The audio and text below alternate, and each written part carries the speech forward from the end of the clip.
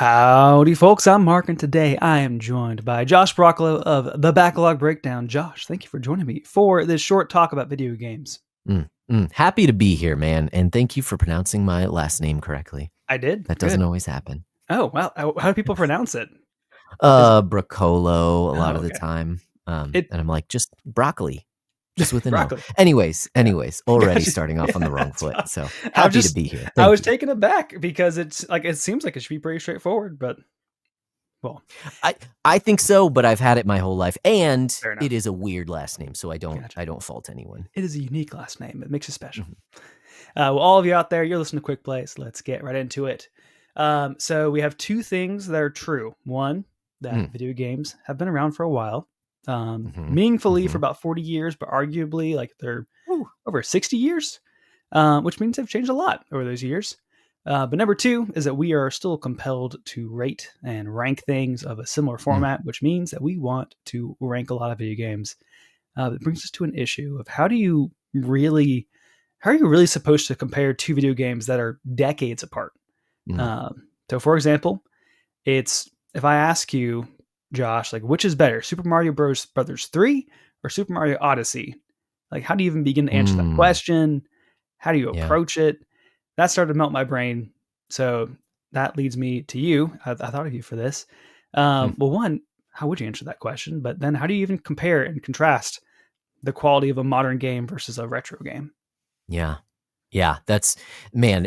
I think I'm grasping at some of what you're thinking as well, Sure. because that does kind of blow your brain a little bit in terms of where exactly do you go with the question? Do you go with what do I prefer? That's kind of your often kind of the starting place, but not because you can't be entirely objective about these things. Sure. There has to be some subjectivity within it. But how do you rank something older with something newer? One of the first places that my brain goes to, and I'll set aside the Mario 3 Sure. Odyssey question for That was now. a little bit of a bait. Right, and it's good. It's good because then it forces me to get out of the generalities and actually kind of think through it on a actual games that I've played level. Sure. But I do think there's something to be said, or at least where my brain goes first is what about other forms of media, right? How do you compare older to newer? Oh, sure. So something Yeah. like movies, how do you compare a black and white movie to something that's done nowadays in IMAX, an IMAX experience, something like that.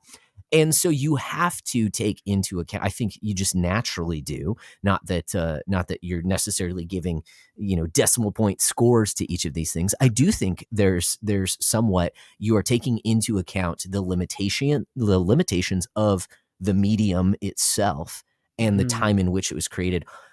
There is a bit of subjective kind of delving into, or at least accounting for its impact on the medium itself, I would say. So something like, for instance, if something like, well, my goodness, I can't even think of the name of Citizen Kane. My goodness, that took a while for it to actually spin up in there. It's a kind of little known hipster movie. Yeah. I don't know if you've ever heard of this one, right? If that was made today, it wouldn't be as groundbreaking, simply because it's been done before. A lot of those things have been done before. A lot of those things have been copied from that original, but for its time, it was absolutely groundbreaking.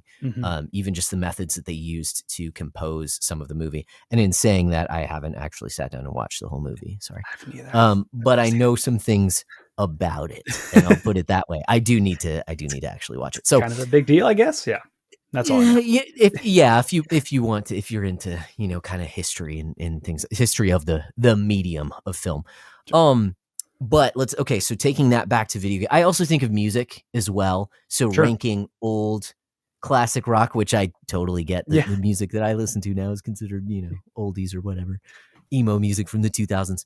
Anyways, good stuff. How do you compare a Led Zeppelin album with, a rock album nowadays? Well, I mean, you have to recognize that there were certain limitations when those were recorded, that nowadays there's so much more you can do in the studio, that like You don't even need actual people to play their instruments in order to make certain sounds and things like that.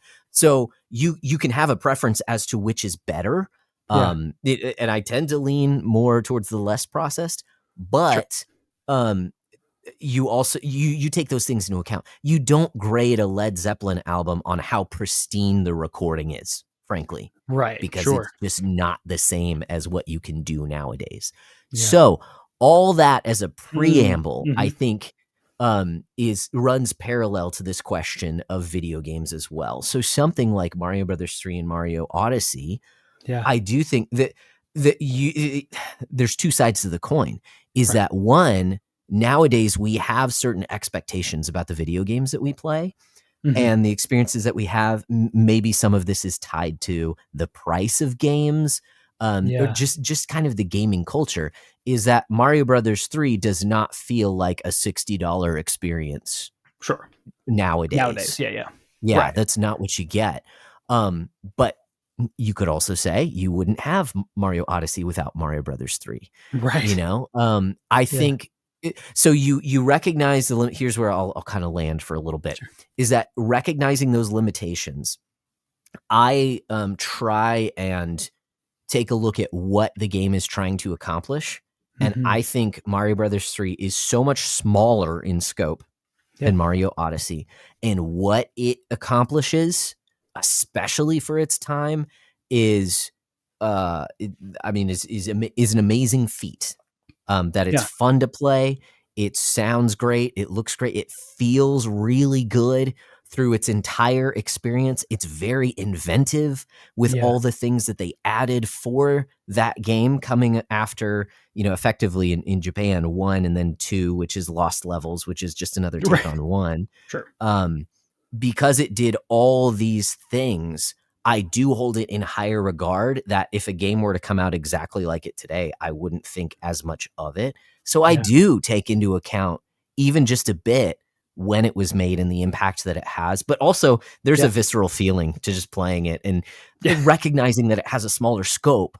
Right. I think it does those things so well that Odyssey tends to drag a bit. Still a great game. Sure. Don't get me wrong. I still really enjoyed Odyssey. But I don't think it's as, at least it doesn't capture me the same way that 3 does through the entire playthrough. Sure. Yeah. Yeah. Those are all excellent thoughts. I have a lot more swirling kind of going off of that, but even just like, my first thought through is like, man, we do kind of have to, it feels almost unfair, but there kind of has to be, you have to grade a retro game on a curve, like just based on of what was possible at the time. Right.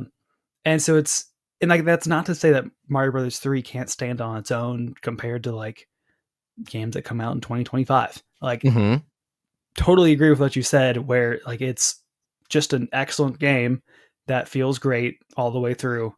But it's also like, we can't, if like Nintendo made Super Mario Brothers 4 and it was like an NES game style, NES style game and packaged it for $70, it would be like, that just wouldn't fly anymore. Like you can't do that anymore. So it's kind of unfair of, like Mario Odyssey. Yeah. Go ahead. Even Metroid Dread, which there was a lot of controversy when that came out of people saying this is a full priced video game. When it's a 12-hour experience, even with its, additions and things that it does for that series. There was a lot, I remember, even though it was well regarded too. Yes. I remember lots of pushback about that game of people just saying, why is this a full, like nowadays that feels like a AA game, it feels more indie. So.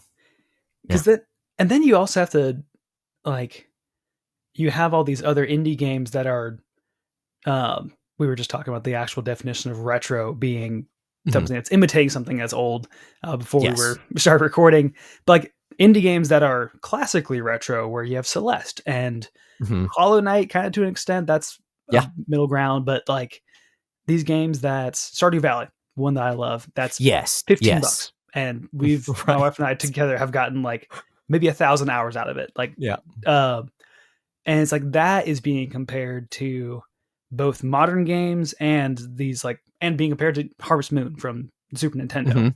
Right. And it's like, well, how do you like? Is that fair to compare the two? Of like, if Stardew Valley was a $60 game, if that how it was, like, would it be as highly regarded? It's like probably not, because there's the whole time cost expectation with like even the visuals of it being pixel art, like that looks like it's not a full price game.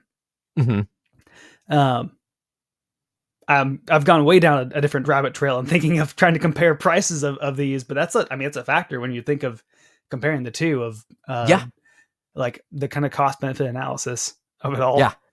And it's hard to pull away from that too. I mean, subjectively, I think of it in those terms, something like you talked about Hades with my co-host, his game of the decade, of just how inexpensive that game is, and how much content. Yes, it has a good amount of content, but just like what you get out of the game itself, it's just such a great time that it's if that was a $60 game, would it be as highly regarded? I mean, to some extent, I think it would be highly regarded, but I do think there's almost like there's a subjective part of that that's hard to get away from, pegging a game at its price point. Right. So if your question is how do you rank it? Like, I don't know that I'm answering that, but I recognize that there's something in there. Even I'm thinking of another retro title in that Teenage Mutant Ninja Turtles game, Shredder's Revenge. Yes, that was a cheap little game, but it was a great time, and it's short, and it feels like it was it feels like it's something from that Super Nintendo era. If it was a $60 game, I think there would be, being facetious, but there'd be riots in the streets of, why are you charging this much for this kind of a game? And it would have been ranked lower because of that. So, and that's even when comparing like retro to modern games nowadays. It's like the accessibility factor of retro games have like old games like has become a lot easier, where it's like, a lot of these amazing games are for $20 a year on Switch Online. And that's really easy. Like both accessibility of you can access them more easier, but also like they made them easier to play because of rewind and pause and save states and whatever. Where it's like, even from modern sensibility, it's like it irons out some of the friction, some of the edges that would like. So there's some games that I have played recently, like Donkey Kong 94 on the Game Boy. I played that for the first time like this year.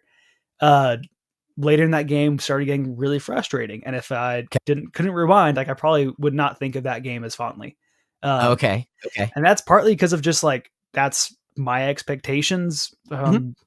Like being 30 or 31, I don't know for that my age, and having more grown up in like with 64 and GameCube being more of my like what I cut my teeth on, and so my expectations are different. And I didn't. I'm trying to think where I want to go with that. But any thoughts on like kind of how does that impact it when like retro games are just easier to get to and play? So, oh man, another thought that just came into my head as you were talking is I mentioned earlier of the limitations of older games. Part of that too is even within the controls. The fact that you only have a limited amount of buttons limits your scope within the game. Nowadays you have big open world games where not only do you have about a dozen buttons that you can press, now you're also holding down one button while you push another button, while also using both analog sticks in order to do different things.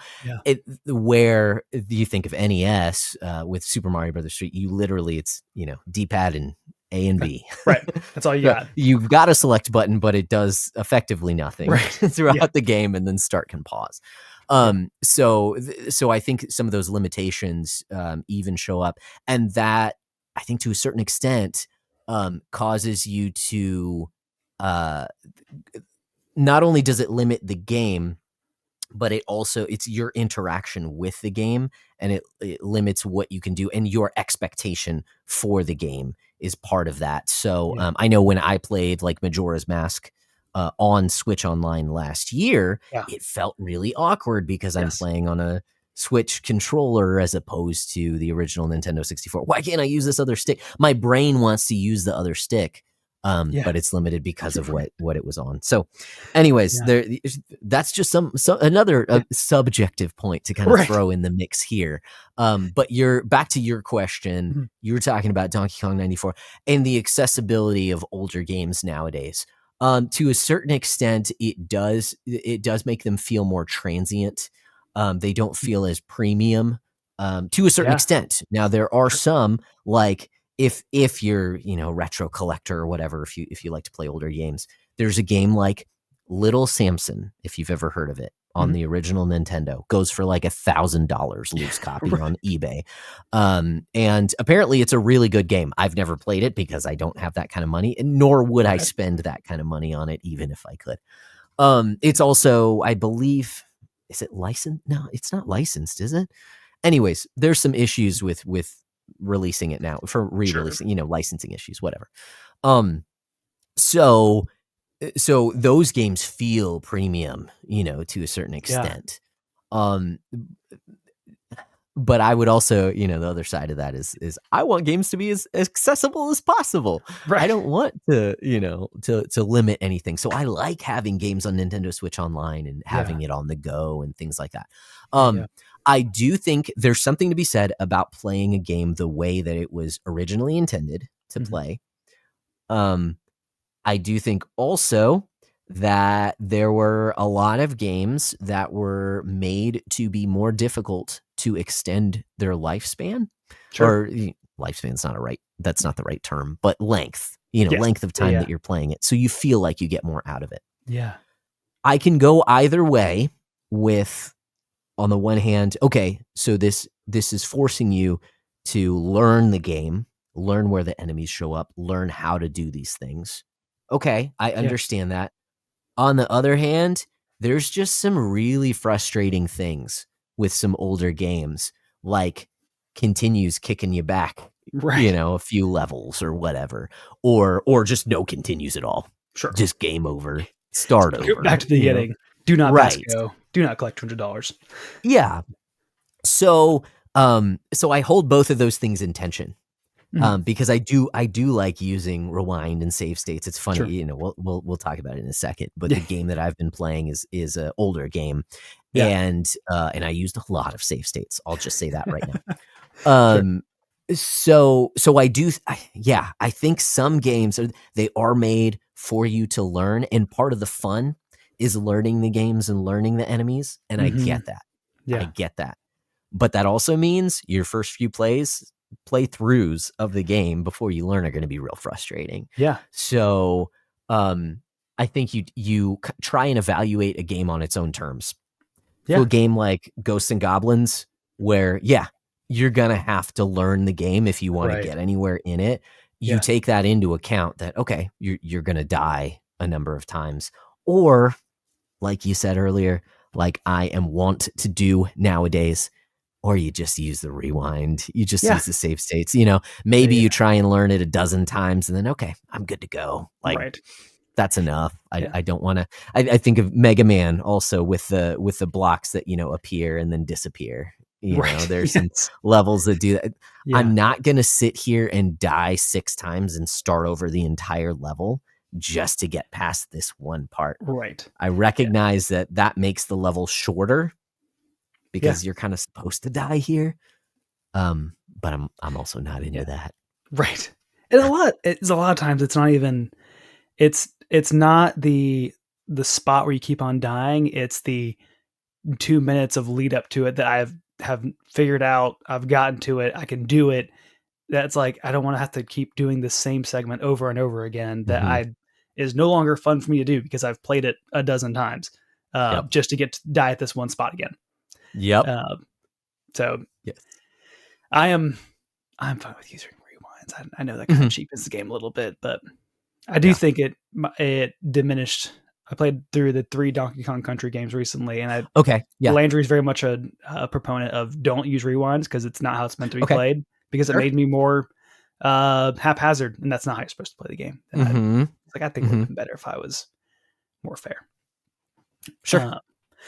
Well, so far we spent most of our time just kind of talking through like how this is just a really complicated question to answer. Yes. But with the breakdown, you have to kind of do this because you and Nate have set out a top 100 video game list. So like, how does this? You have to make these decisions of like what to include and what goes above another. Like, how do you? How does that all of this factor into shaping the top 100? Completely objectively, because our list is definitely definitive and it never changes except every year or every 6 months as we see fit. So part of what goes into this is kind of this conversation of how do you do that and how do you weigh these different things? Because impact for one game might come into play. So for instance, you asked about Mario 3 and Mario Odyssey. Mario 3 is our top game of all time on our list. Right. So obviously that one won out there with Odyssey. And for the reasons that I talked about earlier, I just think it's perfect and it's in what it tries to set out to do. It does it perfectly. And it's just so much fun every time you play it. It's just a fantastic game. It's very gamey, there's nothing deeper about the game, but man, it's just such a fun playthrough. So, with that game that comes into play, but with some other games, like I believe we have the Super Smash Brothers. We talk about this. We've had other iterations of the game in the past, and right now it's Super Smash Brothers Ultimate because we think it has the most content. Like there's the most in there. We did the same thing with Mario Kart.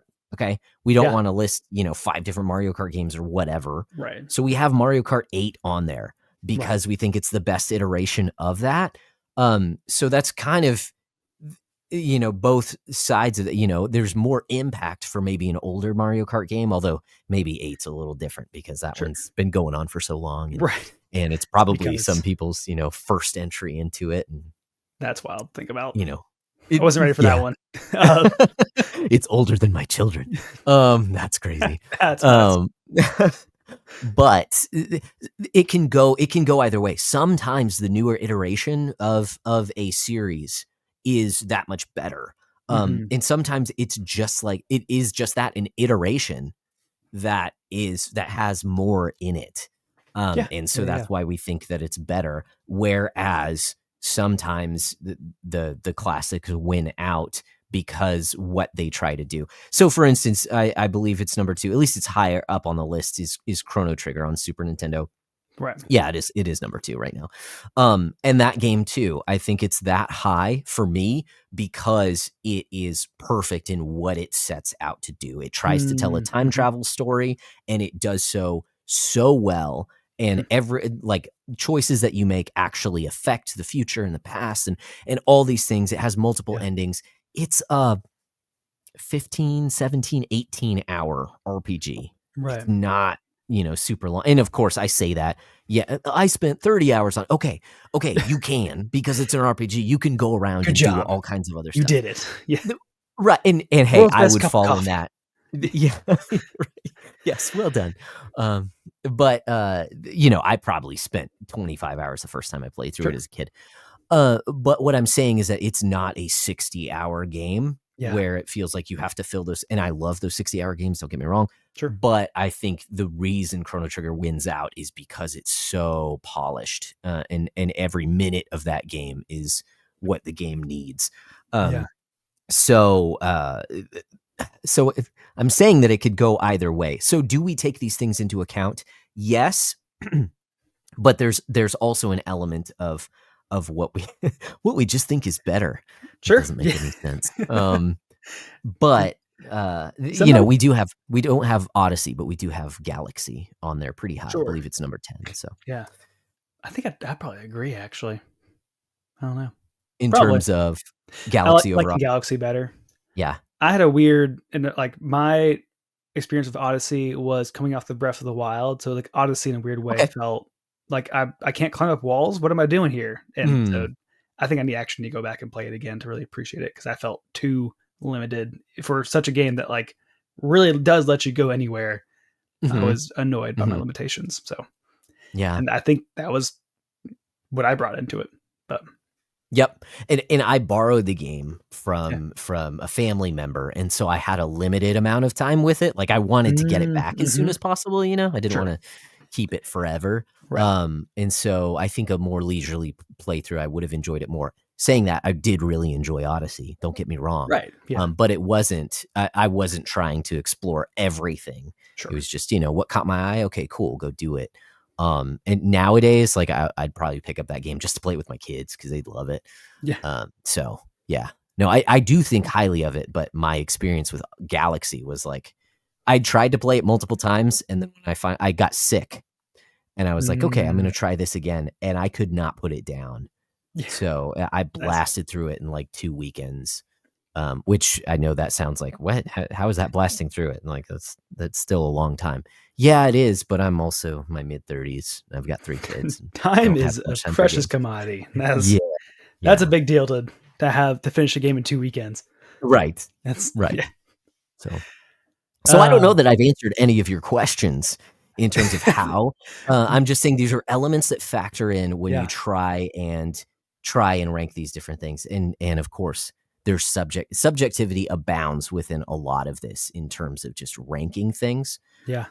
But I do think for certain games, other things apply. So is it across the board like the same standard that we use for every single game? No, absolutely not. And you just can't. Some of it is just my subjective experience with the game. Sure. Yeah. That's sometimes like the best we can do. And it's like you are figuring this out by a committee of 2, but it's like still you have to agree with someone else on how this all should shape up. So it's that's a little more objective than being on your own. So yeah. Yep. Well, nice. Well, to borrow a backlog breakdown phrase, we have our final form. But Josh, what are you playing? I am playing Contra 3, the Alien Wars Super Nintendo game. Yeah. That's the save states. I get it now. Yeah, lots of save states. Because, man, it is brutal. Man, nice. Well, I am playing Yellow Taxi Goes Vroom. Go Vroom? Goes Vroom. I don't remember. So, that's fun. Thank you again for joining me, Josh. Where else are you out on the internet? I co-host a podcast called The Backlog Breakdown. You can check out all of our social media at linktree.com/The Backlog Breakdown. Absolutely. And thank you all for listening in. You can follow us on the major podcasting services or on YouTube, and you can press all the good buttons if you enjoyed this conversation. You can also find us at the proper socials at Quick Play Pod, and let us know just simply which is better, modern games or retro games. It's up to you now. That's all the time we have for today. Thanks. Bye.